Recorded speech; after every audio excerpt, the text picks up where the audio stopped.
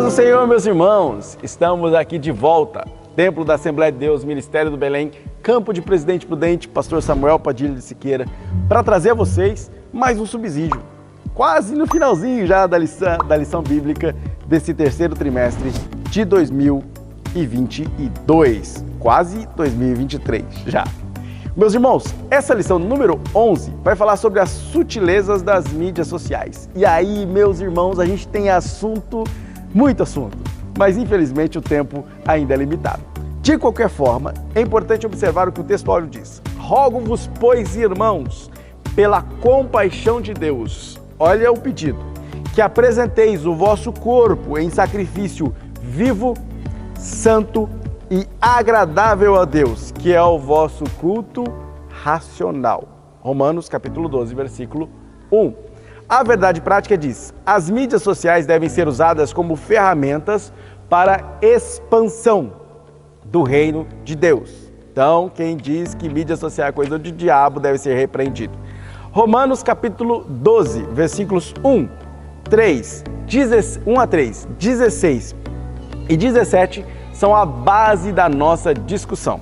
E para apresentar este conteúdo, já iniciar o debate, trago a vocês meu amigo Diego Fonseca. Fala aí, pastor. Olá, queridos pais do Senhor Jesus. Que bom estar com você mais uma vez. Agora atingimos a lição de número 11 e uma outra sutileza a ser abordada aqui é a sutileza das mídias sociais. Bom, é uma lição extremamente relevante. Acredito que entre todas as lições, talvez eu esteja sendo um pouco exagerado, mas acho que não. Esta é a lição mais atual, que convive com uma realidade muito odierna, muito próxima do nosso contexto. E o pastor José Gonçalves, ele faz diversos apontamentos aqui. Eu acho que vale a pena, creio e acredito piamente que vale muito a pena você ficar até o final para acompanhar todos os argumentos, todas as exposições da aula de hoje. Todas são importantes, nenhuma menos importante do que a outra, mas esta dialoga com uma questão muito prática que envolve a nós todos indistintamente. Bom, introdutoriamente, ele começa fazendo de uma maneira muito segura uma definição sobre a internet. Ele vai dizer que a internet não é moral e imoral em si mesma. Isso compreende e depende muito do uso, que é desafiador, e quem a utiliza vai carecer de um desafio ético e moral por parte dele mesmo. Então, somos nós quem tornaremos esse mecanismo, a internet, algo moral ou imoral. Por si só, ela não se define. E hoje, estritamente, nós vamos ver quais são os desafios incluídos nesse cyberespaço, nesse contexto cibernético, né? Eu quero convidar você para a gente observar o tópico primeiro, que fala sobre os cristãos na era digital.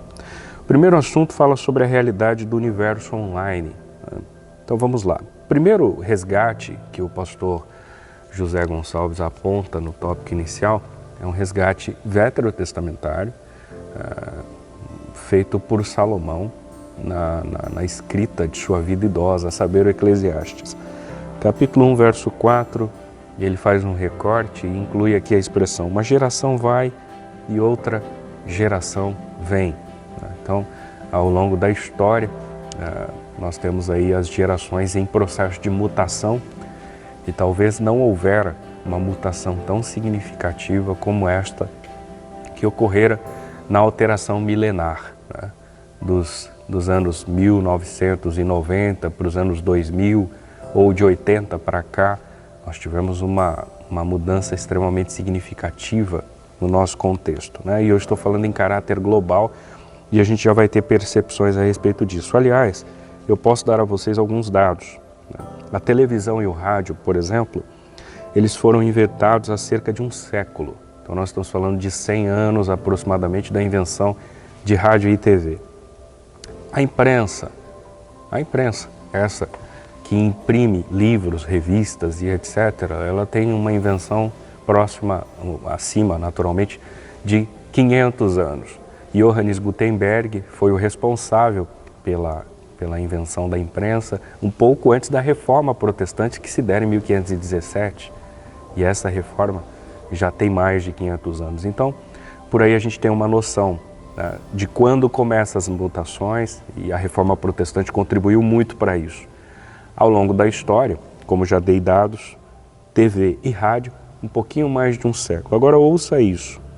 Em apenas 2 décadas, portanto nós estamos falando numa margem de 20 anos, fomos da abertura da internet para o público geral de mais de 2 bilhões de pessoas. Isto é, nós temos entre 7 a 8 bilhões de pessoas no mundo e destes 2 bilhões estão absolutamente conectados. Sobretudo, passaram 3 décadas desde o lançamento do primeiro sistema comercial de celular, portanto, há 30 anos atrás, e a conexão de mais de 5 bilhões de usuários ativos. Se estamos entre 7 e 8 bilhões de habitantes no mundo, nós temos 5 ativos no uso de um smartphone, né, de um celular. Isso prova o quanto a internet, e no seu sentido micro, né, porque com a criação e o avanço de um celular, hoje o sujeito consegue fazer tudo na tela de um smartphone. Ele consegue ter um acesso online, ele consegue saber como está o clima, ele consegue notícias, informações, acesso a jogos, a vídeos, mandar mensagem, receber e-mails, e etc, etc, etc. Tudo na palma da mão. Daí a gente consegue perceber qual é a realidade do universo. Esse é o primeiro assunto do tópico 1. Essa é a realidade que nós estamos inseridos. A realidade, ela é tão impactante que os egípcios, né, ele faz um outro resgate interessante, deixaram-nos as pirâmides. Os sumérios, a escrita e a conquista do cyberespaço é uma marca desta geração. Né? Os cristãos, portanto, e consequentemente a igreja, também fazem parte desse universo, que nós não estamos alocados do mundo. Quando a Bíblia diz que estamos, mas não somos, ela de fato constrói um diálogo sensacional. Né? Nós temos um pensamento metafísico, nós cremos que iremos morar com o Senhor na eternidade, isso é um fato. Mas essa era digital também envolve a igreja. Até os movimentos mais arcaicos possíveis adotaram de alguma forma, ainda que de uma maneira um pouco mais enxuta, sucinta, adotaram as medidas de uma internet, de um uso de um aparelho celular, né? Por conta das facilidades, dos mecanismos existentes nestas plataformas. Bom, o item 2 diz dos cristãos conectados, e aqui o pastor José Gonçalves aponta que a Igreja Apostólica, os cristãos se valeram de cartas para superar as longínquas distâncias que os separavam. Então, para um sujeito se dialogar com outro, ele enviava uma carta a fim de que esta chegasse até o seu destinatário. Nós temos exemplos na própria Bíblia Sagrada, dos 27 livros expostos nela, nós temos só Paulo escrevendo em torno de 13 cartas. E estas cartas eram enviadas às igrejas, né, de Roma, de Corinto, de Éfeso, de Filipos, de Colossos, de Tessalônica, sobretudo cartas pastorais a seu filho na fé Timóteo, a Tito, a Filemon, né, que não tinha um cunho pastoral, mas que é uma carta singular, e além das epístolas gerais, como aquela escrita aos Hebreus, as próprias cartas de Tiago, de Pedro, de João, enfim, isto são provas cabais de qual era a linguagem de então. Diego, com isso você quer dizer que esse elemento bíblico ficou obsoleto, caiu em desuso? De maneira alguma. É óbvio que houver avanços. Né? Hoje você pode, por exemplo, ter acesso à Bíblia no seu próprio smartphone, ou num tablet, ou qualquer outra ferramenta, num dispositivo que contemple esse aplicativo, você consegue acessar a mesma Bíblia impressa. Muda alguma coisa? Sinceramente, irmãos, o que vai mudar é o elemento. A diferença é que você andando com um celular na rua e você andando com uma Bíblia, você andando com a Bíblia, você vai mostrar que aquilo é uma ferramenta que comprova, abre aspas, né? Porque a linguagem nesse sentido é muito extensa, né? que você é um cristão, que está indo a uma igreja. O que muda é esse impacto, né? Naturalmente. Mas o acesso é o mesmo. Né? Então, Diego, eu costumo ler a Bíblia no celular. Ótimo, você está lendo a Bíblia, isso basta. Isso vale muito. Mas o pastor José Gonçalves ele vai apontar que, dentro desse campo de cristãos conectados, essa interação ela acontece por intermédio das mídias sociais, o que se tornou algo muito mais eficiente e muito mais dinâmico. Imagine Paulo, no contexto atual, tendo que enviar uma carta a Roma, né? Hoje isso seria feito com muito mais facilidade. Se o arquivo fosse grande, ele mandaria um anexo em e-mail, alguém baixaria, imprimiria esse documento e estava tudo certo, né? Do contrário, se ele quisesse dialogar com seu filho na fé Timóteo, ele poderia o fazer pelo WhatsApp, mandar um áudio, um vídeo se fosse o caso, uma videoconferência poderia ser construída a longa distância, enfim, uma série de elementos favoráveis, né, que essas tecnologias proporcionam para o contexto de então. Mas ele faz um apontamento extremamente interessante. Ele vai dizer que hoje nós vemos o contexto da geração Z, geração esta que surgiu a partir dos anos 2000 e que é uma geração que nasceu conectada, né? Há vídeos na internet que você vê bebês, né, utilizando um aparelho de celular, claro que não tem aparato cognitivo para definir o que é certo ou errado, mas que já consegue fazer o uso de um aparelho para algum tipo de jogo, ou etc., ou alguma interação, assistir a algum mecanismo, algum vídeo, e etc., etc., etc. Pessoas que nasceram na geração Z. Diferem, inclusive, das gerações anteriores. E, inclusive, causa uma incógnita, né, na concepção dessa geração, como conviviam as pessoas sem essas tecnologias. O fato é que conviviam, e conviviam muito bem, diga-se de passagem. Mas ele vai dizer que hoje, e aí ele faz um apontamento muito sério, todo mundo sabe, por exemplo, que o WhatsApp e os princípios básicos de seu uso, todas as pessoas conseguem utilizar, assim como outras redes sociais, próprio Facebook, Instagram, que aumentam a interação entre si, a interação.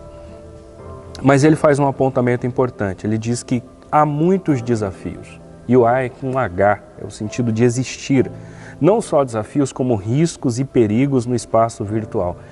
E ele aponta, a partir de Efésios 5,15, que é evidente que o cristão precisa andar prudentemente, isto é, acessar estes espaços, porque ele não precisa ser avesso a isso, ele não precisa se omitir destas vivências midiáticas, mas a sua ação precisa ser prudente. Essa é a recomendação bíblica feita pelo pastor José Gonçalves. Eu quero finalizar esse argumento, virão outros, e eu peço que você continue em sintonia, mas ele dá um dado, né, um dado que não é seu, mas extracurricular, muito interessante, que hoje no Brasil cerca de 30 milhões, né, dessa população chamada geração Z vivem no nosso país. Estamos falando de 30 milhões. Isso representa 15% da população nacional e corresponde à população da Austrália. Então, se nós somos mais de 200 habitantes no Brasil, nós temos 15% dela participantes ativos da geração Z, extremamente conectados. E é óbvio que isso influencia, né? Influencia e muito. Então, é um momento onde a gente pensa muito da geração que está por vir e que já está aí em vivência, né? Eu já vi que quem nasceu em 2000, hoje tem 22 anos, né? Então, sofrera diversas influências desse contexto e estas que nascem agora, muito mais ainda, sofrerão estas influências. Oremos para que estes movimentos midiáticos, né, as mídias sociais possam ser aí úteis para a propagação do Evangelho, para a expansão do reino e não necessariamente para a sua própria exposição pessoal, que são assuntos que serão discutidos a seguir. E agora no tópico 2 vamos falar sobre os desafios da igreja na era digital. Meus irmãos, todo mundo sabe, né, que eu gosto muito de tecnologia, acho muito legal, quero discutir sobre essa questão filosoficamente, inclusive. Porém, a gente tem aí inúmeros desafios quando a gente olha para essa mudança de era que estamos sofrendo agora nessa geração, nesse nosso tempo. É claro que há um cunho apocalíptico aqui, né? A gente crê que Cristo irá voltar, espero que volte ao final desta gravação ou até antes. Porém, enquanto Cristo não volta, a igreja está no mundo enfrentando as coisas que acontecem no mundo, fazendo parte, obviamente, da estrutura do mundo. E sendo chamada, como eu já disse milhares de vezes para vocês, para mudar o mundo. Ela está no mundo, não sendo no mundo, mas é chamada no mundo para mudar o mundo. Essa é a nossa fala, é o nosso jargão já. E é importante que a gente entenda que as mídias sociais, a tecnologia faz parte disso. Na década de 90, a internet mudou o mundo. Agora, o 5G está chamando isso de uma nova mudança. O metaverso traz o que chamamos hoje de mudança de era. Não é mais mudança de tempos. Não é mais um novo estágio da humanidade. É mudança de era, totalmente. Aquela ideia maléfica que a gente tinha na década de 90 de medo de sinais da nova era, pois é, meus irmãos, estamos atravessando literalmente uma nova era. E é a nossa geração que está enfrentando tudo isso, dentro e fora da igreja. E a questão é, estamos preparados?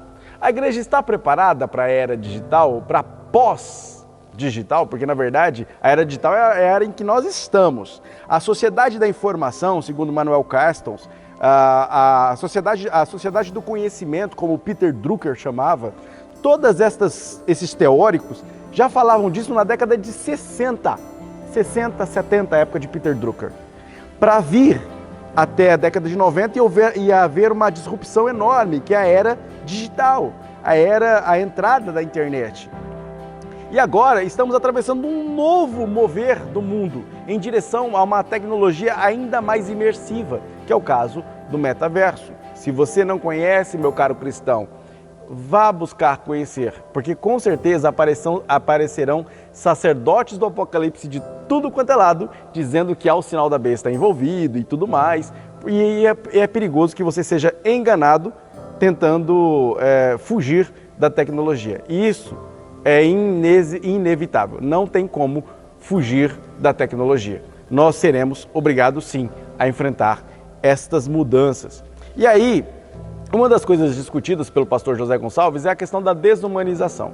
E isso é uma realidade. Nós vimos isso na pandemia. A pandemia colocou todo mundo em casa, extremamente conectados, ou seja, nunca estivemos tão conectados quanto no período pandêmico. Contudo, nunca se teve um aumento tão grande de suicídios, depressão, problemas psicossomáticos e, inclusive, violência doméstica. O registro de violência doméstica diminuiu, porque as pessoas não saíam de casa para registrar. Mas há uma clara evidência, principalmente nos últimos boletins que houveram, os últimos relatórios acerca de segurança pública, de que a violência doméstica aumentou muito, principalmente por causa desse isolamento que aconteceu. E aí, meus irmãos, esse isolamento também desumaniza.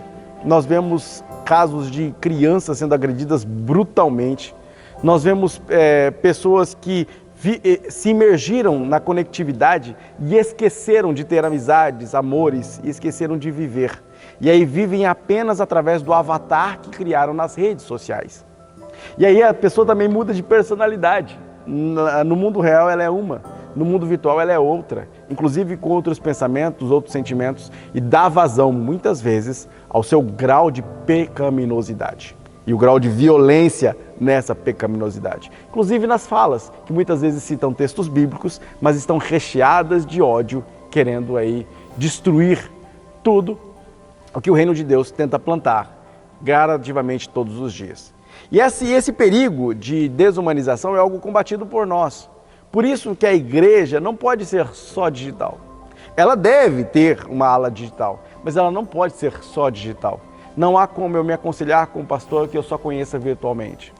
Não há como eu abraçar um irmão apenas pelo meu avatar dentro do metaverso. Não existe modo de eu me sentir em comunidade sem adentrar um templo, apertar a mão do meu irmão, ou cumprimentá-lo, ou sentar para conversar com ele, ou ter um aconselhamento olho no olho. Mais de 80% da nossa linguagem é não verbal. Como podemos traduzir tudo aquilo que temos, somos e sentimos sem ver, sem tocar, sem perceber, sem sentir? É isso que temos combatido aqui neste tópico. A ideia de desumanizar a igreja, de retirar os seus elementos humanos e o seu toque humano e sua presença. Isso é essencial para nós. Além disso, há um grave perigo na idolatria que há. Além da falta de comunhão, além da questão de imergir dentro de uma tecnologia e esquecer a presença, o cuidado, a preocupação genuína com os irmãos, ainda há o perigo da idolatria, em que pastores ou personagens ou pessoas se tornam ídolos a serem venerados por irmãos que se dizem cristãos, que se dizem adoradores de um único Deus, mas são capazes de andar quilômetros e quilômetros e quilômetros, dormir em rodoviárias para assistir uma pessoa pregando, como se aquela pessoa fosse a detentora, como diz Montano, detentora do espírito secreto, de uma unção especial, de uma unção diferente. Lógico, temos pessoas a quem admiramos, temos pessoas a quem queremos muitas vezes até copiar, querer buscar seguir este exemplo, mas idolatrar, venerar, isto é pecado. E muitos irmãos que se acham cristãos ou dizem que leem a Bíblia e que buscam ser cristãos, têm adorado, têm gostado da posição de ser venerados ou idolatrados. Queridos, eu vou repetir uma coisa que eu falo há anos. Inclusive, brinco com o Diego que ele está me imitando, que ele está me citando direto. A gente só é um cano de PVC. Um cano de PVC. Da marca mais barata. Daquele material mais pequeno, baixo. Mas carregamos uma importante função. Deixar que a água do Espírito passe por nós. Nossa única função aqui, nossa briga em todo o tempo da nossa vida é manter este cano de PVC limpo o suficiente para que quem beba dessa água possa beber água límpida. Eu fico arrepiado e nervoso quando eu penso em pessoas que não se preocupam e acham que são canos de ouro e se deixam sujar e ser cheios de lodo para que a água do Espírito, quando tente passar, seja toda manchada e aí a mensagem que sai deste cano, que se acha de ouro, sai podre e aí não salva ninguém, não resgata ninguém das garras do inferno. Antes, sejamos o caninho de PVC mais chulo que tem, mas que a água saia limpa, porque o importante não é o cano, é a água que passa. Por isso, meus irmãos, sejamos preocupados com como nos manifestamos e nos relacionamos com essa era digital. Sem idolatria, com compaixão, com amor, com cuidado, evitando este mundanismo, evitando se transformar em ídolos, em buscar esta fama para si.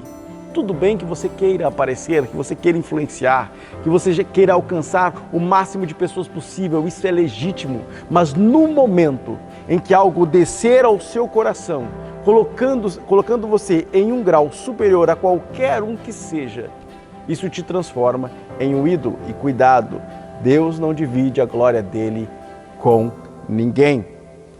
O mercado gospel, para se ter uma ideia, movimentou em 2018 quase 22 bilhões de reais.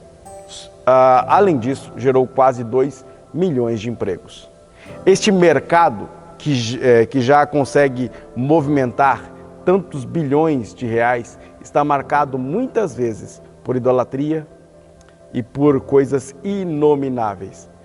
Por pior ainda, usando o nome de Deus. Existem pessoas que manipulam, existem pessoas que se perdem, que começaram bem, mas que se perdem. Existem pessoas que não louvam mais a Deus, mas louvam a si mesmas, ou pregam coisas que não vivem, ou ainda pior, pregam coisas que não se deve viver. Acreditar mais em si do que em Deus, ser parecido com Deus. Deus é que precisa de mim e eu não dele. Esse tipo de discurso é um discurso mundano que pintam como gospel, mas que não tem nada a ver com a Bíblia.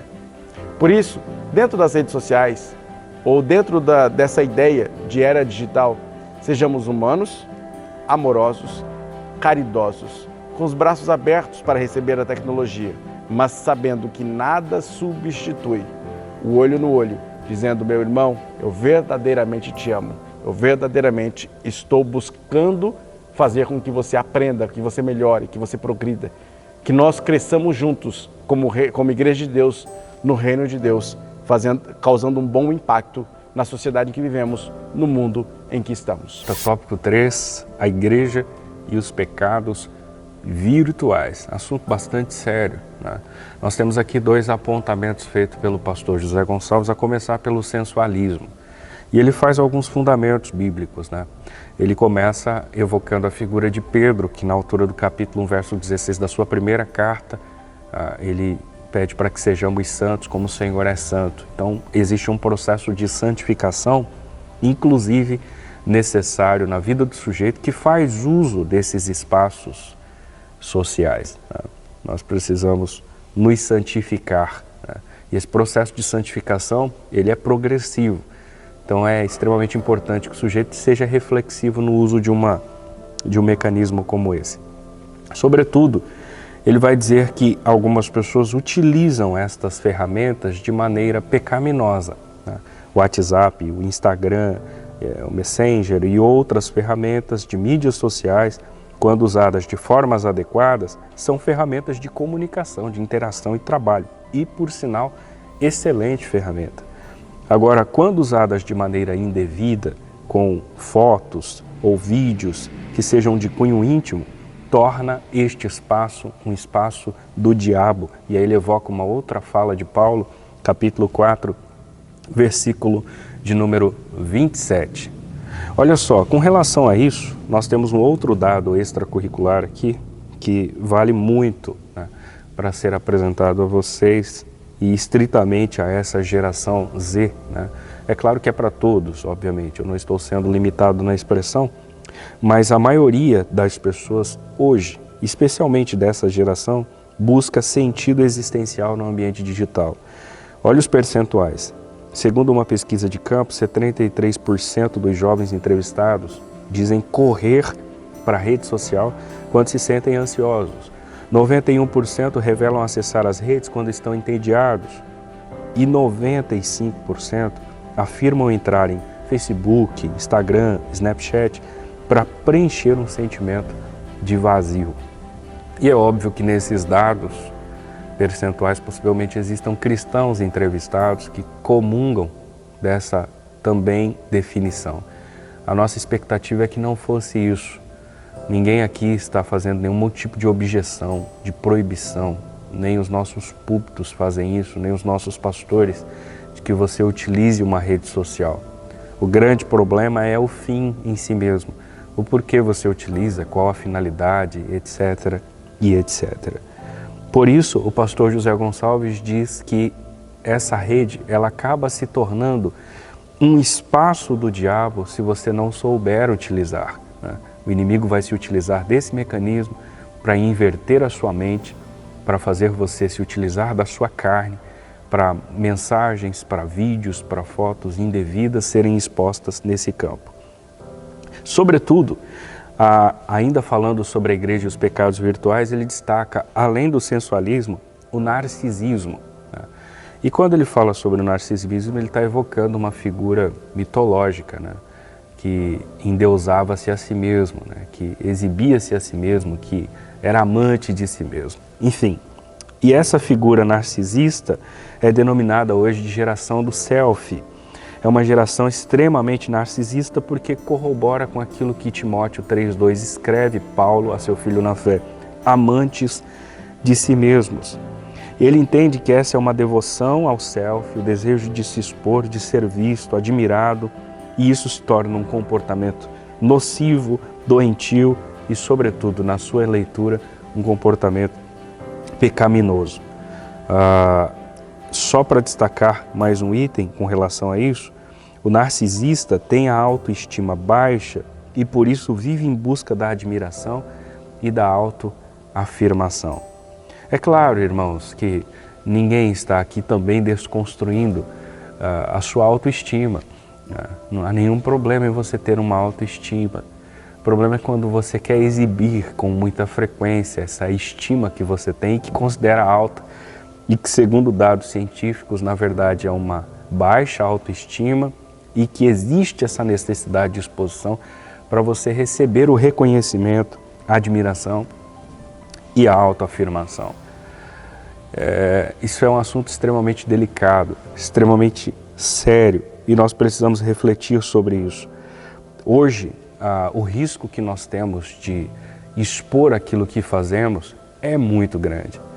O risco de nos expormos, propriamente dito, também é muito grande, porque nós vivemos num contexto de rede social, né? E dá-se a impressão que nós só seremos felizes se o outro ter a percepção de que nós estamos felizes. Existe uma preocupação latente com o que o outro pensa a nosso respeito, então automaticamente eu faço uma postagem para que o outro veja, dê um like, uma curtida ou um comentário, e aquele comentário, aquele like, aquela curtida dá uma sensação de glória, né? Perdoe-me a expressão, para quem recebeu, né? E isso são síndromes de narcisismo. Hoje nós vivemos, acho que nunca como dantes, um contexto onde a mão direita pede para ser vista, né? E Jesus dialogou muito sobre isso. O que você fizer com ela, a esquerda não precisa saber. Mas hoje nós somos tentados a isso. E quando eu digo somos, eu me envolvo nisso, eu me incluo, né? Acredito, com todo respeito a você que me ouve, que de igual modo somos tentados ao fazer. A instituição em si deve, com certeza, irmãos, a igreja precisa mostrar a sua face enquanto instituição, né? Mas nós precisamos ser comedidos, e eu estou falando de mim mesmo, né?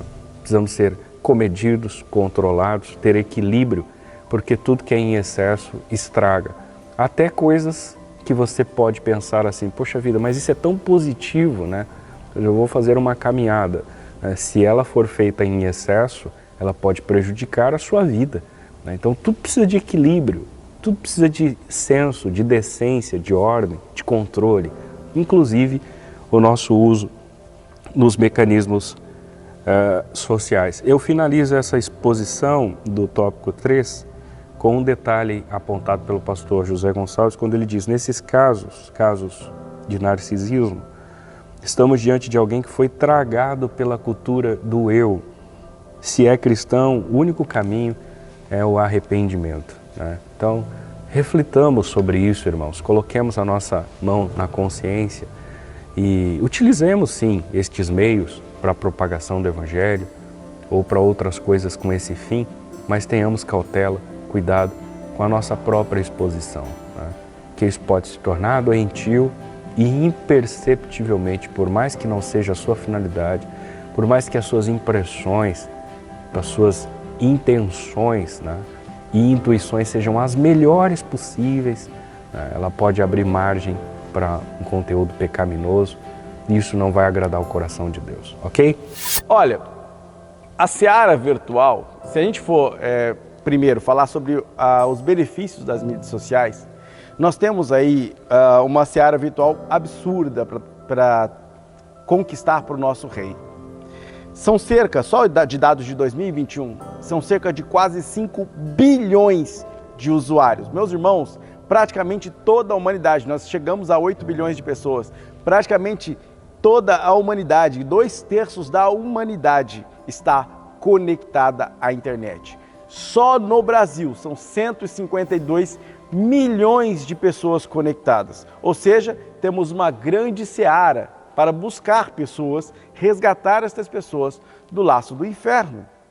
Porém, a igreja muitas vezes tem fechado os olhos para isso e tem achado e entregado para o diabo as mídias sociais. E aí dizem, irmãos, não tenho Facebook, irmãos, não tenho Instagram, irmãos, não tenho isso, não tenho aquela rede, porque tudo isso é do diabo. Não percam tempo com isso. Eu digo para vocês, para de ouvir esse tipo de coisa. É claro que toda a igreja deve ter um Facebook, um Instagram, deve ter uma rede social. Isso é importante sim, porque propaga o reino. A gente não pode entregar o terreno da internet todinha para o diabo. A gente já fez isso com a praia. Criticam tanto quando o crente vai à praia, gente. Então já não pode fazer mais. Faziam isso antigamente com a televisão. Por que a gente tem que entregar a internet para o diabo? De jeito nenhum. Nós temos que conquistar todo o reino para Deus. Por isso devemos invadir sempre a internet com uma mensagem positiva, com o evangelho. Devemos sim buscar, pescar virtualmente, inclusive, todas estas almas, esses peixes que estão indo para o abismo. e que somos nós responsáveis por plantar nesta seara, por colher ali, por buscar pessoas que estão se destruindo e muitas vezes tirando excessivas selfies no Instagram, dando indícios de que precisam, por exemplo, de ajuda. Então a gente precisa muitas vezes olhar para as mídias sociais como um celeiro de busca. É claro que não podemos ser extremamente dependentes delas. Igrejas virtuais, cristãos que se envolvem muitas vezes com as mídias sociais e se perdem no meio de tudo isso. O perigo da pornografia, o perigo da exposição, o perigo de tantos perigos que essa lição não caberia. Porém, é importante que a gente, como qualquer outra coisa, saibamos lidar. Se a gente prepara o nosso corpo e a nossa alma, o nosso espírito e a nossa mente para usar as coisas de forma correta, estas coisas em si mesmas não se tornam más, elas são neutras. Se a gente está preparado para andar de moto, de bicicleta, ela não vai nos derrubar ou nos vai matar. Mas se a gente não estiver preparado para usar estas coisas, uma bicicleta pode ser um veículo de morte, uma moto pode ser um veículo de morte. Por isso é importante que nós aprendamos isso também com relação às mídias sociais. Elas podem ser veículos de bênção ou veículos de morte. Depende de quem usa e de como usa. Por isso, não existe esse negócio de pastoreio virtual. E a gente tem que tomar muito cuidado para não entender as mídias sociais como uma igreja, uma mega igreja. Não são. Muitas vezes existem igrejas que acreditam, que podem se manter e estar virtualmente. Haver uma forma de esse pastor ter um rebanho de milhões de pessoas. Mas isso se torna muito superficial e muito fraco. Ou seja, a pessoa que realmente precisa não terá com quem se aconselhar. E, gente, por mais belo que seja, por melhor que seja o pregador, ele não consegue dar atenção a todos ou falar uma mensagem que atinja exatamente a todos. É preciso aquele pastor, muitas vezes até a gente brinca, muitas vezes aquele pastor que não tem o preparo daquele pastor que está no YouTube, não tem as faculdades que aquele doutor lá no Instagram está ensinando. Talvez ele não saiba grego, talvez ele não saiba hebraico, mas ele é a pessoa que levanta de madrugada para orar por você, pela sua família. É a pessoa a quem Deus deu sabedoria e entendimento para abraçar você no momento em que você precisa ser abraçado. E que deu palavra pelo Espírito Santo para aconselhar você no momento em que você precisa de conselhos, de modo individual, personalizado. Não há como você se inscrever no canal de alguém que seja seu pastor. Você precisa conhecer a índole, o caráter daquela pessoa que trata você, que cuida de você. E como você vai ter certeza que aquele santo de Deus, que está pregando tão bem nas redes sociais, realmente é um santo de Deus? E se ele não for? Será que você está baseando toda a sua fé em uma imagem de alguém? E se é a imagem de alguém, isso não seria chamado idolatria? E se é idolatria, isso não seria chamado feitiçaria? E não seria você colocando a sua alma em roleta russa, correndo o risco de morrer, porque colocou toda a sua fé em pessoas, e nem sequer em pessoas, na imagem de pessoas, na voz de pessoas, ao invés de colocar exatamente aos pés da cruz, sendo cuidado por alguém que Deus designou para que cuidasse de você como pastor, como cuidador da sua alma? Pensa nisso.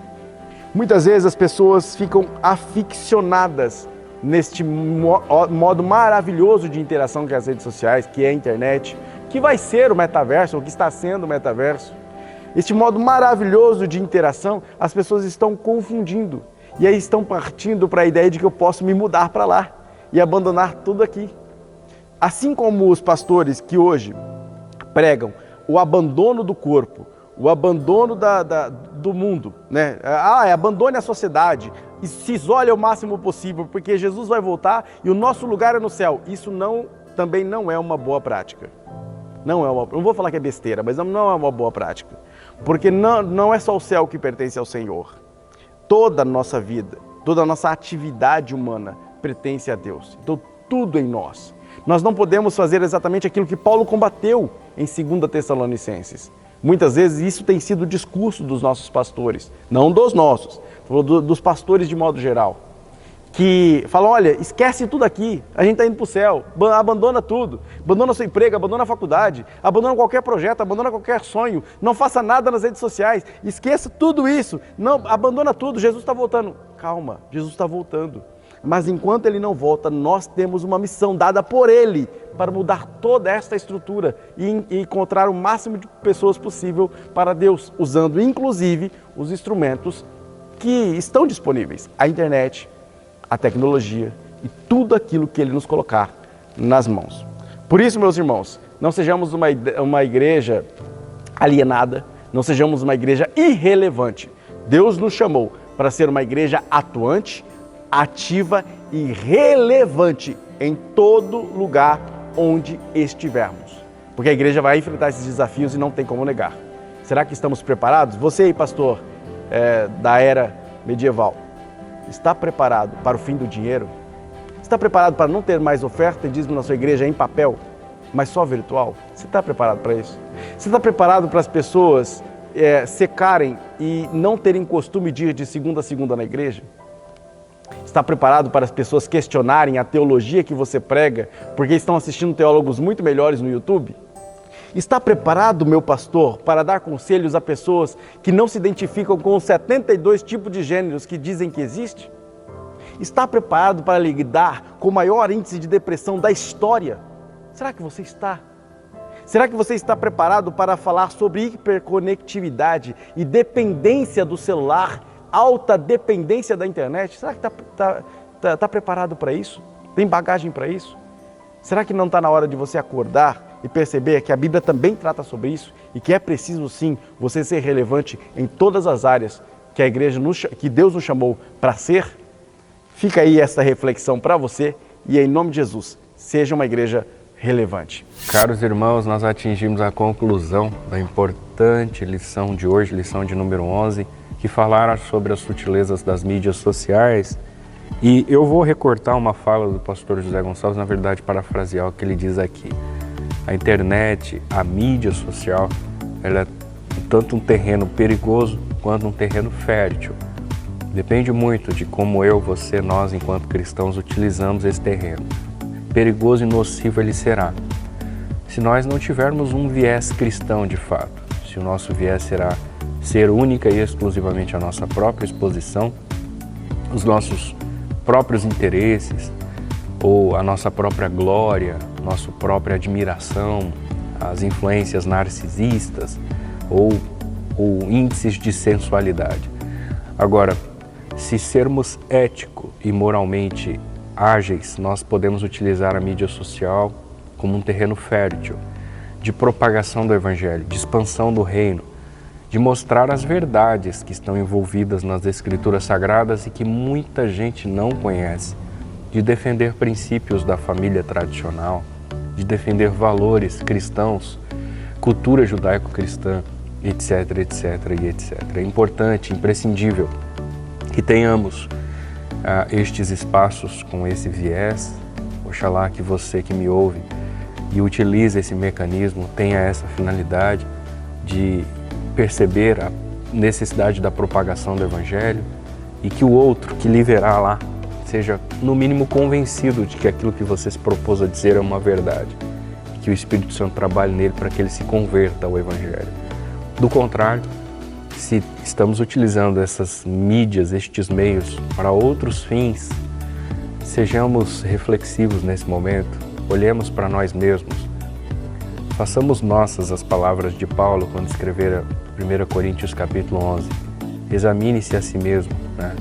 Faça um autoexame, olhe para si, veja o que precisa mudar e naturalmente que todos precisamos mudar, mas veja você na sua análise, como você está se comportando nessa mídia social, qual o nível de exposição que você tem utilizado.